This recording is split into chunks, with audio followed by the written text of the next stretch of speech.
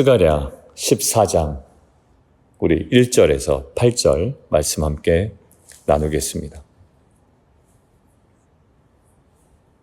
우리가 살아가다 보면 정말 아무 소망도 없어 보이는 그런 순간들이 있습니다.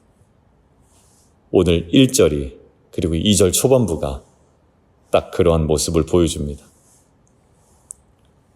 그날에 내 재물이 약탈되어 내 가운데서 나누이리라.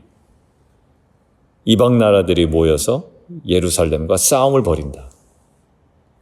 절망의 날인. 그런데 성경은 그런 날을 가리켜 이렇게 부릅니다. 오늘 1절에 보면 여호와의 날이 이르리라. 우리가 보기에는 완전히 무너진 날인데요. 하나님께서는 다시 시작하시는 날이라고 이야기를 합니다. 오늘 스가랴 14장은요. 바로 그런 이야기를 우리에게 들려주고 있다고 생각이 듭니다. 그래서 오늘 고통의 밤 한가운데서 하나님이 어떻게 일하시는지 우리가 함께 본문을 통해서 묵상하고 또 기도하는 시간 갖도록 하겠습니다. 첫 번째, 고통의 밤은 하나님의 침묵이 아니라 하나님의 준비의 시간입니다. 스가랴서 14장 1절에서 2절 보면 재물이 약탈되어 너희 중에 나누이고 내가 이방 나라들을 모아 예루살렘을 치게 하겠다. 본문은 절망으로 가득합니다. 예루살렘 함락되고요. 제사는 약탈되고 백성들이 끌려간다라는 거예요. 근데 스가랴 뭐라고 이야기해? 이 날을 여호와의 날이라고 이야기합니다. 그러니까 하나님이 계시지 않는 시간이 아니라 하나님이 일하시는 날, 오히려 하나님이 준비하시는 날이라고 이야기를 하는 거예요. 요셉이 그런 관점이 있었거든요. 요셉이 형들에게 버림받고 억울하게 감옥에 갇히고 끝도 없는 밤이 지속됐던 인생을 살았던 게 요셉이에요. 그런데 요셉은 나중에 이렇게 고백합니다. 하나님이 나를 당신들보다 먼저 보내셨습니다. 요셉 입장에서는 너무나도 어두운 터널이었거든요. 그런데 그때 요셉의 고백은 뭐였냐면 하나님이 나를 당신들보다 먼저 보내신 준비의 시간이었습니다라는 구속사적인 관점이 그에게 있었어요. 여러분들 수술할 때도 마찬가지죠. 수술하기 전에 다른 마취들은 모르는데 치과 진료 한번 생각해 보시면 치과 진료를 위해서 발치를 한다든가 신경치료를 한다든가 할 때 마취 주사를 이제 잇몸 이런 데 우리가 맞잖아요. 굉장히 아파요.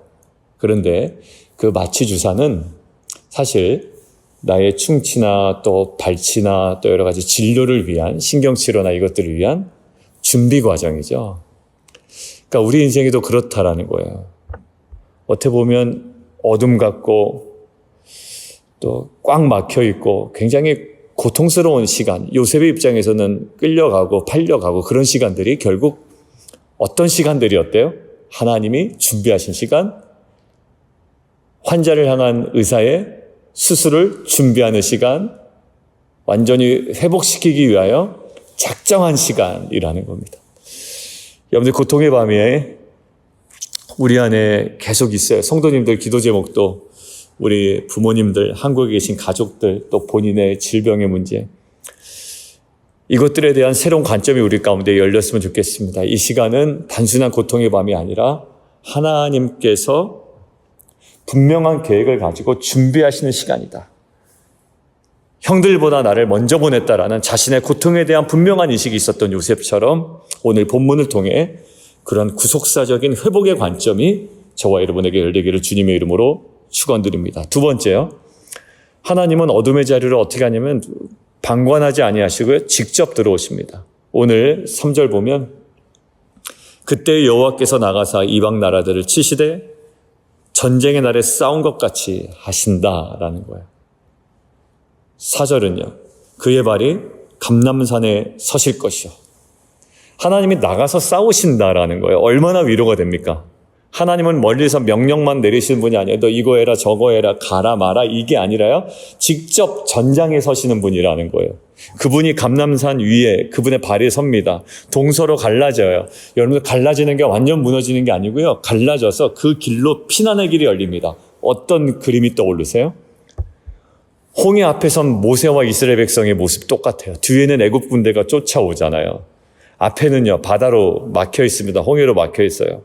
그런데 하나님 말씀하십니다. 넌 앞으로 나아가라. 그때요, 하나님의 바다를 쫙 갈라서요, 마른 땅을 나타내신단 말이에요. 하나님이 직접 개입하시죠. 그리고 거기에 길을 내십니다. 여러분들, 그 골짜기가 되는데요, 그것이 그들이 매몰되는 장소가 아니라 오히려 그들이 도망칠 수 있고 회복할 수 있고 걸어갈 수 있는 길이 되어버린다는 거예요. 여러분들, 영화 피아니스트를 보면 전쟁통에 숨어있던 주인공이 마지막까지 살아남을 수 있었던 이유가 뭐였나요? 그가 간 게 아니라 폐허 속으로 누군가 직접 들어왔기 때문입니다. 아무것도 그는 할 수 없었지만 도와주는 손이 들어왔다라는 그 사실 안으로 구원이 시작됩니다. 하나님이 그러십니다. 여러분들, 멀리서 바라보지 않으시고 우리에게 뭐 이거 하면 저거 하면 우리에게 물론 때로는요, 요청하기도 하시지만 가장 궁극적으로 하나님은 우리의 어둠의 자리로 직접 찾아오시고 멀리 바라보지 아니하시고 들어오셔서 전쟁날에 싸운 것과 같이 이방 나라들을 치시며 하시겠다고 우리에게 약속하시는 줄 믿습니다. 여러분들, 저와 여러분의 감람산이 있죠. 눈물로 그냥 겨우 서 있던 자리, 막막한 현실의 자리, 그리고 뭐가 제대로 내가 하고 있는 건가, 정말 그 자신에 대하여 절망하던 자리가 있습니다. 근데 하나님이 거기에 발을 디디신다라는 거예요. 그리고 그 자리에서 길이 열릴 줄 믿습니다. 갈라지는 곳에서 절망은 지나가고 구원이 시작되는 줄 믿습니다. 하나님이 나의 어둠 속으로 들어오시길 간절히 구하는 귀한 이 아침이 되기를 원하고요. 그리고 직접 오셔서 치시되 전쟁날에 싸운 것처럼 싸우시는 하나님을 우리가 삶 전체로 또 모든 상황 속에 누려나가는 저와 여러분 되기를 주님의 이름으로 축원합니다. 세 번째요. 회복은 단지 좋아지는 게 아니라 완성으로 가는 길입니다. 여러분들, 스가랴서 14장 6절에 보세요. 그날에 빛이 없겠대요. 이거 절망 아닌가요? 광명한 것들이 떠날 것이다. 이거 진짜 절망 같아요. 근데 보세요.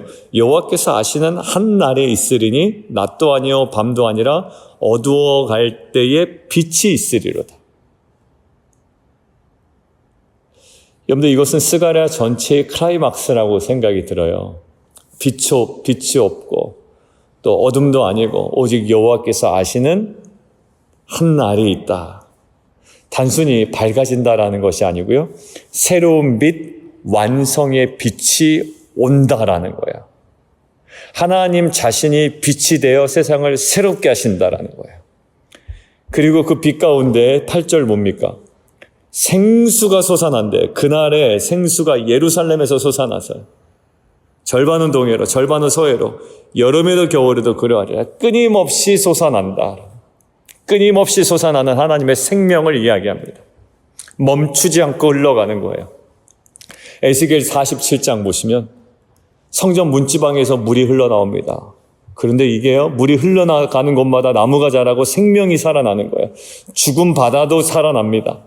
하나님의 임재로부터 오는 근원적인 회복을 보여주는 거예요. 여러분들, 요한복음에서도 그러죠. 너희가 이 우물의 물을 먹으면 계속 목마를 거야. 근데 주님께서 주시는 이 생수의 근원 되시는 이 물, 다시는 목마르지 않는다라고 이야기하잖아요. 여러분들, 회복은요, 그냥 조금 좋아지는 것이 아니라 근원적인 어떤 하나님의 완성을 향해 가는 그림이라고 저는 믿습니다. 우리의 자녀를 향한 그림도 그래요. 그냥 조금 좋아지는 것이 아니라 그 자녀를 향하여 하나님께서 갖고 계시는 완성의 그림으로 걸어가는 줄 믿습니다. 그러한 시간이 우리 가운데 주어진 줄 믿습니다. 그리고 하나님께서 그렇게 이끌어 가실 줄 믿습니다. 저는 믿어요. 우리의 자녀들을 믿는 건 아니죠. 우리 자녀들 향한 하나님의 계획을 믿어요. 어디 완성으로. 그런데 지난번에 우리 월요일에 말씀이 뭐냐? 유다의 장막이었어요. 유다의 장막은 변두리였습니다. 시골이었어요. 근데 거기서부터 구원하시겠다라는 거 아닙니까? 근데 한 성도님 어제 아침에 이제 파넬에서 잠깐 이야기를 나누다가 제가 생각하는 유다의 장막은 이거였습니다. 그런데 하나님께서 다른 것들을 보여주셨어요. 저는 그 이야기를 듣고 또 오늘 본문과 함께 묵상을 하는데 이런 생각이 들더라고요. 내가 생각했던 유다의 장막이 아닌 진짜 유다의 장막을 보여주심을 통해 어떻게 단순히 그것이 좋아지는 정도가 아니라 궁극적인 구원, 궁극적인 완성의 그림을 하나님이 갖고 계심을 월요일 본문과 오늘 본문을 통해서 분명히 확증하는 사건이다라는 생각이 들더라고요. 하나님 어떻게 그 자녀를 그냥 조금 좋아지는 정도가 아니라 하나님 완성으로 이끌어 가신다라는 거죠. 여러분들 이 궁극적인 완성의 그림은 요한계시록에 나옵니다. 언제요? 마지막 때에 성전이 있어요? 물리적인 성전이 없대요. 왜? 하나님과 주님이 성전 자체이시기 때문에요. 여러분들 이런 궁극적인 겁니다. 화려한 성전이 필요가 없어지는 거예요. 우리가 생각하는 그 지점이 필요 없을 수도 있어요. 왜? 가장 궁극적인 완성으로 우리의 인생을 이끌어 가시기 때문입니다. 하나님의 회복은 단지 상황이 좋아지는 것이 아니라 존재가 새로워지는 것입니다. 여러분들 그래서 죽음마저도 그래요. 여러분들 죽음을 통해서 어디로 가요? 부활의 영광스러운 새로운 생명, 새로운 존재로 우리는 완성되어 갑니다. 무엇을 통해? 심지어 죽음을 통해서. 죽음은 끝이잖아요. 아니요. 죽음을 통해서 부활이라는 정말 귀한 영광스러운 새로운 생명으로 우리는 나타날 거예요. 완성될 거예요. 이것이 궁극적인 회복의 그림인 줄 믿습니다. 그래서 죽음도 우리는 조금 두렵지만 두려워하지 않을 수 있어요. 죽음이 끝이 아님을 알 수 있어요. 왜냐하면 죽음을 통하여 가장 궁극적인 완성을 향하여 우리는 가고 있는 존재이기 때문입니다. 하나님의 회복이 좋아지는 변화에 머물지 않고 하나님 안에서 완성되어가는 생명의 빛과 터져나오는 그 샘물의 은혜가 되기를 주님의 이름으로 축원합니다. 오늘 결론입니다. 하나님은 우리의 밤을 모르지 않으세요. 그분은 밤속으로 들어오시고 발자국을 통해서 길을 만드시고 또 빛을 비추시고 생수가 흘러나오게 합니다. 근데 그 빛은 예전의 빛이 아니고요. 그 생수는 그냥 먹어서 목마른 예전의 물이 아니에요. 전혀 다른 완성의 온전한 회복의 그러한 빛이고 생수입니다. 여러분, 밤은 끝이 아니라, 죽음은 끝이 아니라 반드시 새벽은 오고 새로운 생명은 오고 부활의 은혜는 우리 가운데 누려지게 될 줄 믿습니다. 하나님이 완성하시는 아침, 그날에 생수가 예루살렘에서 솟아나리라. 오늘 새벽 그 생수가 우리 각자의 심령 속에서도 흘러가기를 바랍니다.